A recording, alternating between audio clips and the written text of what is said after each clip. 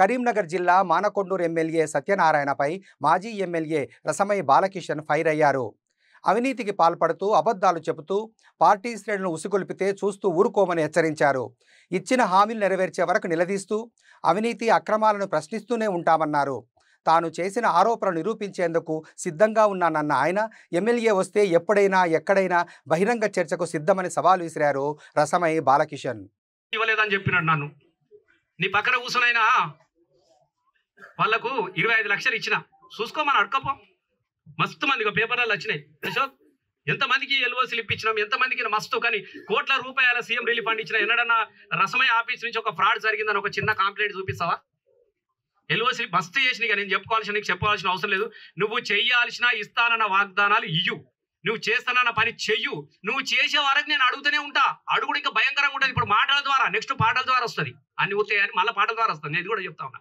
నేను 100% నేను చెప్తున్నా. నువ్వు అసెంబ్లీలో ఆటగాడు పాటగాడని నాకు కీర్తి ఇవ్వాల్సిన అవసరం లేదు. రసమై ఆట పాట అసైతుల ఆరతి కాళ్ళ గజ్జల గమ్మతి అని చెప్పేసి ఎగిరి దుంకితే తెలంగాణ చేయగొట్టినటువంటి బిడ్డ మానకొండూరు ఎమ్మెల్యే రసమై బాలకృష్ణ. నీకు ఇది కూడా చెప్తా ఉన్నా. వాటితో నన్ను ఏం చేయలేవు. నీకు మళ్ళీ చెప్తా ఉన్నా. ఇంకా ఎప్పుడైనా దాడి అటాక్ అనే పేర్లు వాడితే దాడి ఎట్లా ఉంటుందో నీ క్యాంప్ ఆఫీస్కి చూపిస్తా. నువ్వు గీడకేదో బువ్వ పెట్టి బిర్యానీతో 100 మంది రాలేదు. ముట్టడి అనేది ఎట్లా ఉంటుందో రసమై చూపిస్తే నీ క్యాంపు కార్యాలయంలో 5 సంవత్సరాలు గడ్డి కూడా మొలవదు. నేను అది కూడా చెప్తాను. తొక్కుడు దొక్కితే నీ క్యాంప్ ఆఫీసులో గడ్డి మొలవదు. నాగసాకిలో సెకండ్ ప్రపంచ యుద్ధంలో జపాన్ మీద బాంబు వేసినప్పుడు నాగసాకి అనే ఒక రాష్ట్రం ఏ విధంగా హీరోషిమా చూసినావా? నాగసాకి గడ్డి మొలవలేదు, భూమి బద్దలైపోయింది. గట్టి ఉంటుంది నా కథ. మరి ఇప్పుడు చెప్తున్నా. ఇక చూసినావు కదా ఎంతమంది ఉన్నారు. తొక్కుడు దగ్గర నువ్వు గెలవవు. ఎంత గెలవవు? నువ్వు ఎలా గెలవవు చెప్తున్నా కదా. మాతోని నీకు అంత శక్తి లేదు, నీకు అంత కార్యకర్తల బలం కూడా లేదు. నీతో ఉన్న వాళ్ళంతా కూడా మాతో ఉండి వచ్చిన వాళ్ళే. వాళ్ళు కూడా చాలా బాధ ఎన్నడో తనక సస్సు రోగం మీద కూడా. నీకు ఇది కూడా చెప్తా ఉన్నా. వాటాలు పంచుకుంటా ఉన్నారు, కొట్లాటలు అవుతా ఉన్నాయి. సరే నీ పార్టీ నీవు సర్వాస్ చేసుకుని నీ ఇష్టం, నాకేం అవసరం లేదు. ఇంకోటి క్యాంప్ ఆఫీసులో కూడా చాలా కథలు ఉన్నాయి. పిఎల్ ఎందుకు సస్పెండ్ అవుతున్నారు, పనిచేసిన వాళ్ళు ఎందుకు తీసేస్తున్నారు, అది కూడా ఒక ఎపిసోడ్ ఉంది. నేను పర్సనల్గా వ్యక్తిగతంగా మాట్లాడా. నువ్వు మాట్లాడితే నేను మాట్లాడతా. నువ్వు బూతుల పోస్టులు పెడితే నేను బూతుల పోస్టులు పెడతా. నేను 100% చెప్తున్నా. వ్యక్తిగతంగా నాకు నీ మీద లేదు.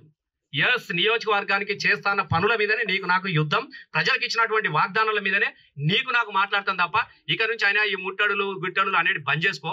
నీతోని కాదు, మేమే ముట్టడి చేస్తాం. నీ 6 వాగ్దానం 6 గ్యారంటీలు అమలు కాని రోజున ముట్టడి ఎట్లా ఉంటుందో నువ్వు మీద కూర్చుండి చూస్తూ అది కూడా మేము చేస్తాం.